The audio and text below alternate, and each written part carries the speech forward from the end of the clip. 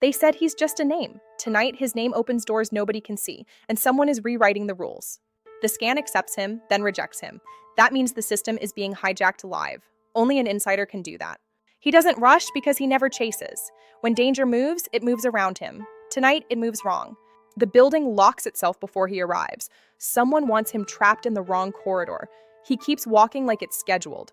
The roof is compromised. Assets moved without authorization. That's not theft, it's a warning. This vault doesn't hold cash, it holds control. And control is what elites fear losing. The intruder is already inside his perimeter. They came for money, they forgot. He owns outcomes. He lands without asking. No entourage, no noise. When you own the runway, permission is irrelevant. Every scanner recognizes him like it's been waiting. Guards don't salute, they lower their eyes. They know what kind of man walks past rules. One chair, one file, one line on the cover, transfer of control. Someone signed it without his hand and expected him to chase it. He reads numbers like a pulse, steady, clinical. The transfer follows an insider pattern, not an external attack. Betrayal didn't break in, it was invited. He doesn't get loud, he gets precise. Precision is how ownership survives. Rumors spread that he's losing control and he allows it to breathe. A rumor is bait, useful when you want the real sharks to surface. He watches who celebrates the rumor first. That celebration becomes a confession without words. There's a level that doesn't exist on any blueprint. Only 3 people can enter, yet the logs show a 4th attempt. Someone is wearing his identity like a mask. Identity theft at this level is a declaration of war. His servers store more than data. They store obedience, contracts, secrets, leverage. The intruder tried to erase one file only. That means the file can collapse someone powerful. He stops scrolling and starts smiling.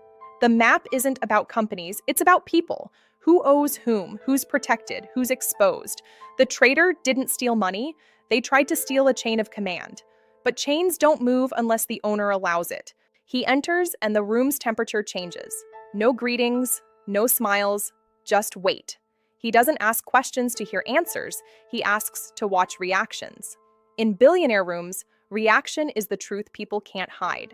The voice says, "We can negotiate." He stays silent on purpose. Silence stretches men until they leak details. Then the caller mentions his mother's hospital wing, proving the enemy is close enough to touch family.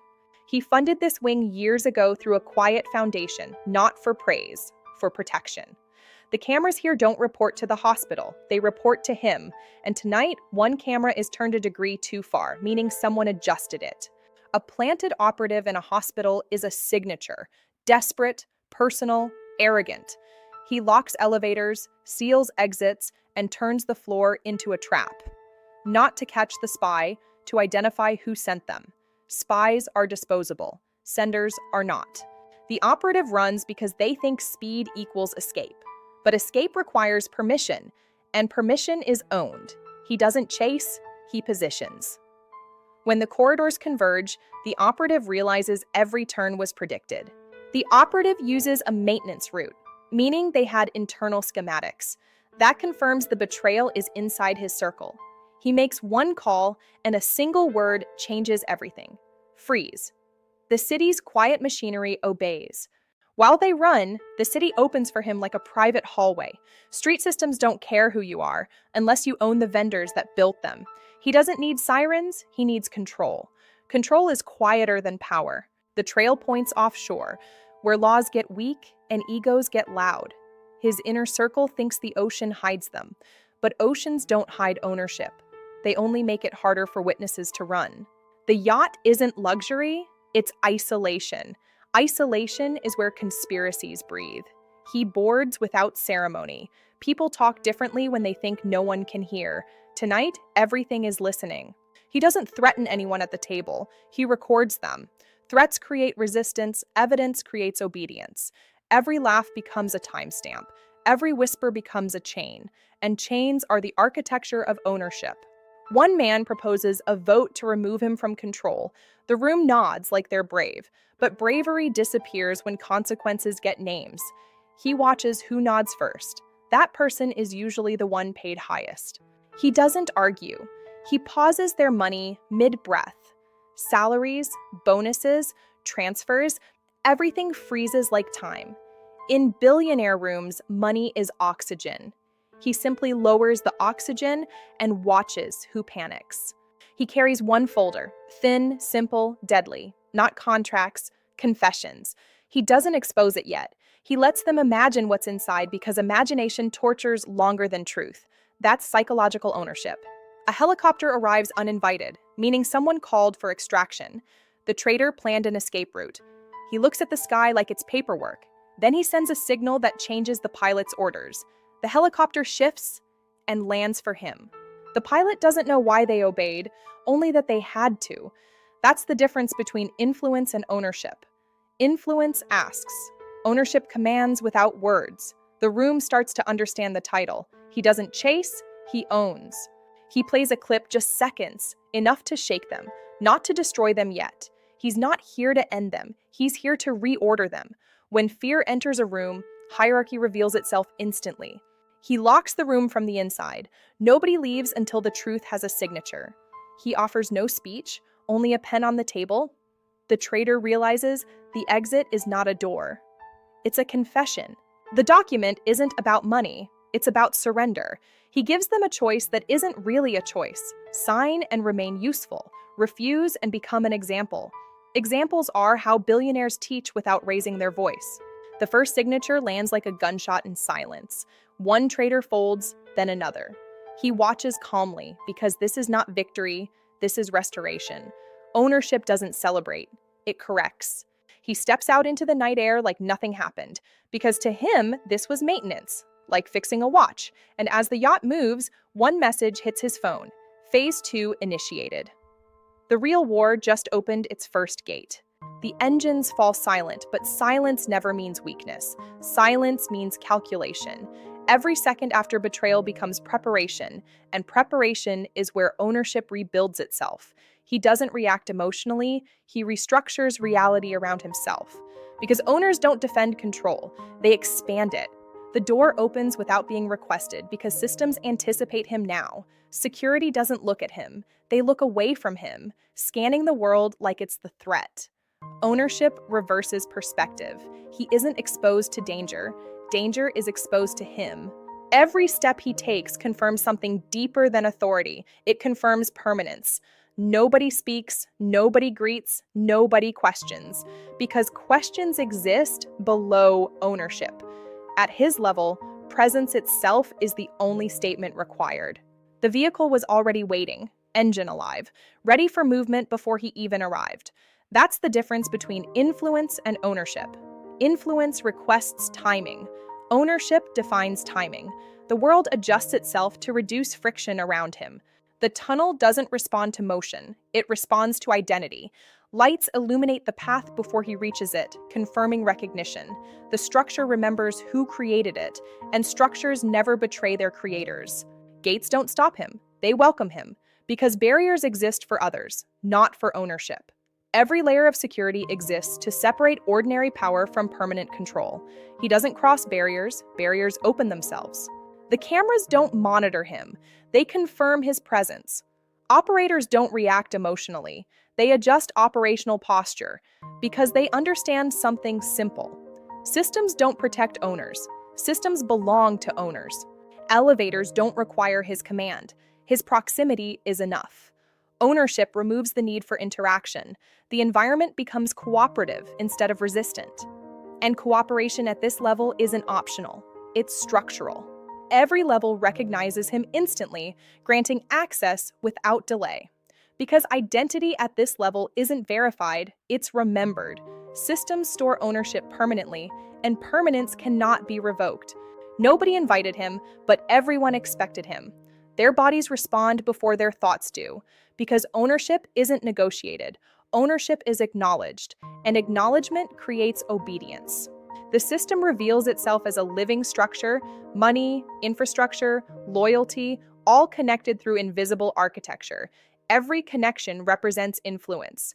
Every node represents dependency, and he stands at the center, not controlling it, but owning it completely. Nobody leaves, not because they are prisoners, but because they are part of the structure now. Ownership stabilizes environments by removing uncertainty. and certainty is what makes systems obedient. Information is delivered to him, not requested by him, because information flows upward naturally toward ownership. Ownership doesn't chase knowledge. Knowledge seeks ownership.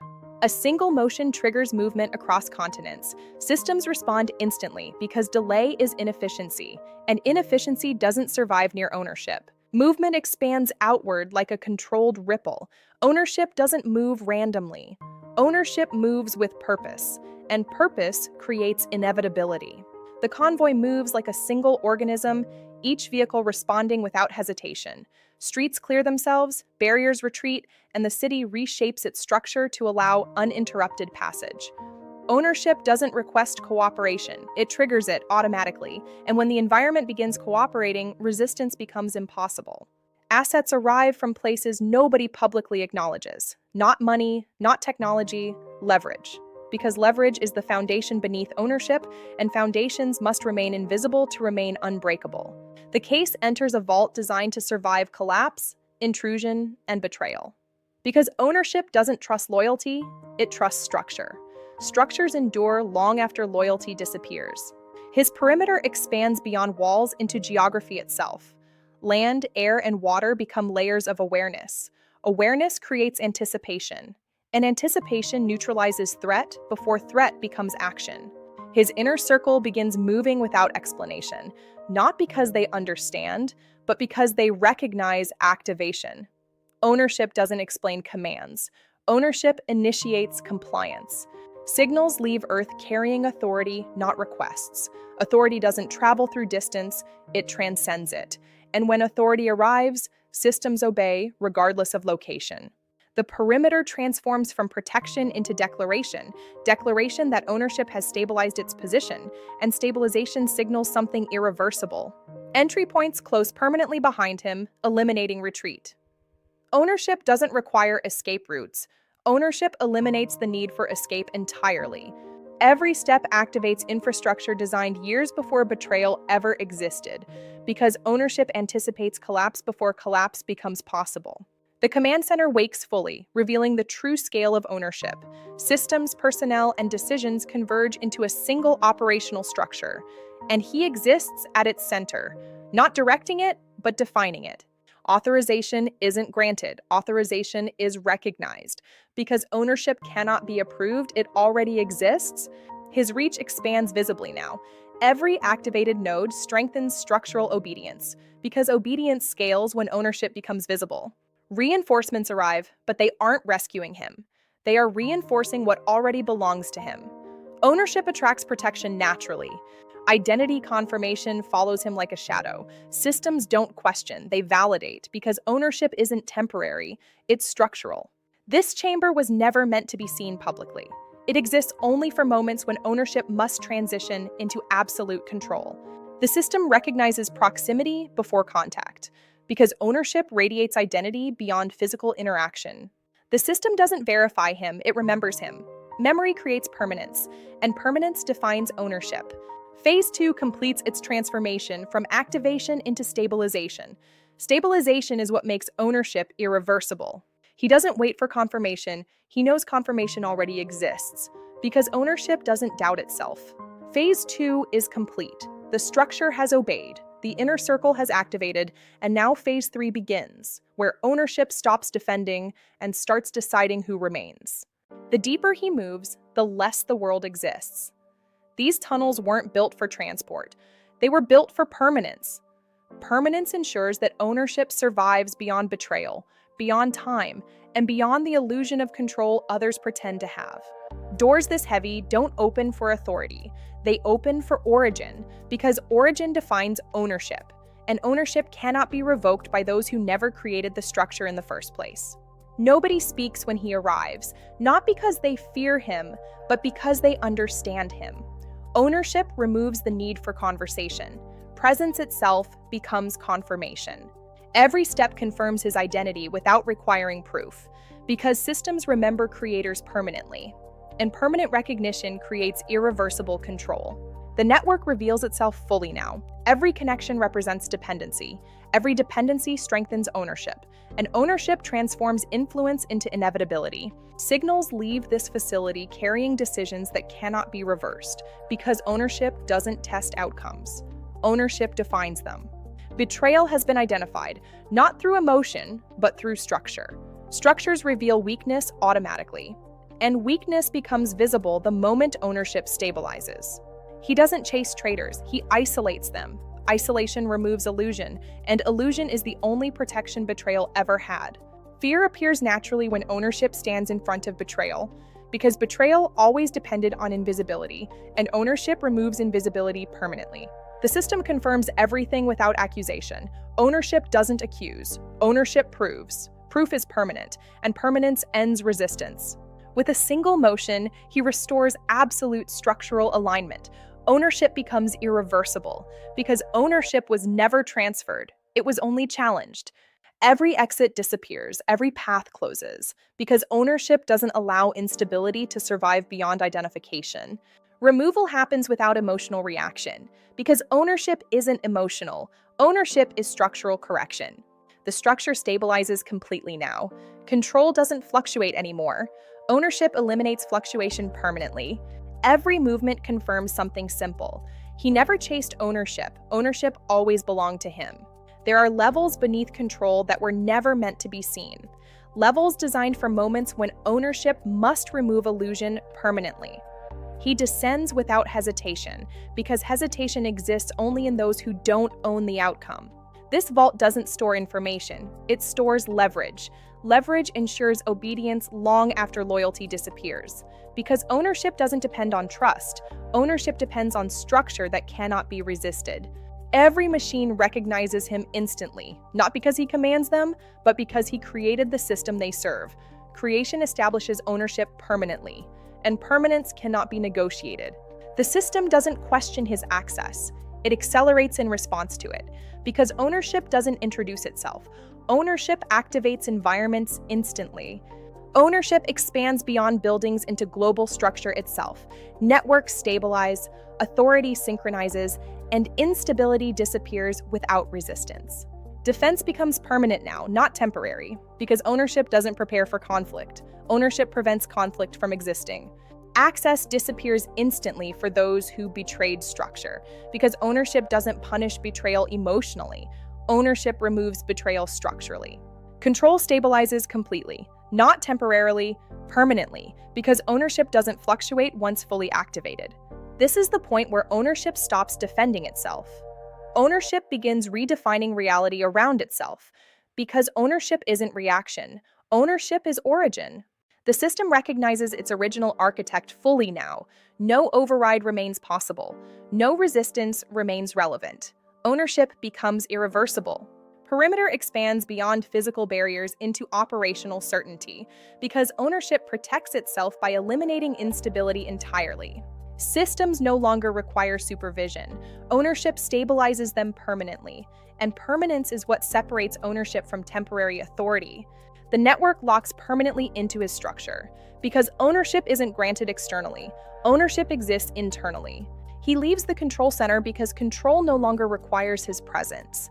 Ownership sustains itself automatically. Ownership isn't fragile. Ownership survives beyond physical presence, because ownership is structural, not personal. The structure remains obedient after he leaves. Because obedience was built into its foundation, every system continues responding, because ownership cannot be undone once fully established. Surface reality awaits, but surface reality has already changed. Ownership reshaped everything beneath it. Protection becomes permanent, not temporary, because ownership never returns to vulnerability once stabilized. Phase 3 is complete. Betrayal has been removed. Ownership has stabilized permanently. And now, the final phase begins, where ownership no longer defends its empire. It defines its legacy. The world below looks calm, unaware that ownership has already stabilized its structure permanently. He doesn't descend to gain control. He descends because control already belongs to him. Every landing confirms something deeper than wealth or authority. It confirms permanence that cannot be challenged, transferred, or reversed by anyone who never built it. The aircraft touches ground, but ownership never touches limits. Limits exist only for those chasing outcomes. He exists beyond outcomes now, because ownership doesn't depend on motion. Motion depends on ownership, and everything moving around him confirms that reality has already accepted his position permanently. Nobody greets him with celebration. Celebration belongs to those who win temporarily. Ownership belongs to those who never lose. Silence becomes the only appropriate response because silence acknowledges permanence without questioning it. Every movement happens before he requests it, because requests belong to ordinary power. Ownership eliminates the need to request anything. The environment anticipates him completely, removing resistance before resistance can exist. This isn't luxury, this is structural permanence expressed visually. Wealth can be stolen, influence can fade, but ownership remains permanently embedded within systems that cannot forget their origin. This structure exists as confirmation of legacy, not comfort. Legacy transforms ownership into something that survives beyond time, beyond threat, and beyond challenge itself. Diamonds represent permanence under pressure. Pressure never destroyed ownership. Pressure strengthened it, because ownership adapts faster than resistance ever can. Wealth exists as evidence. Ownership exists as foundation. Foundations cannot be shaken once fully stabilized, because ownership doesn't rest on perception. Ownership rests on structure. Everything visible confirms the final truth. He never chased any of it. Ownership expanded naturally because ownership was built correctly from the beginning.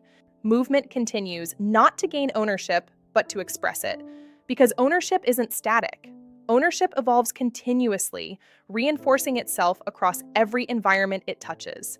Elevation changes perspective, but it never changes ownership.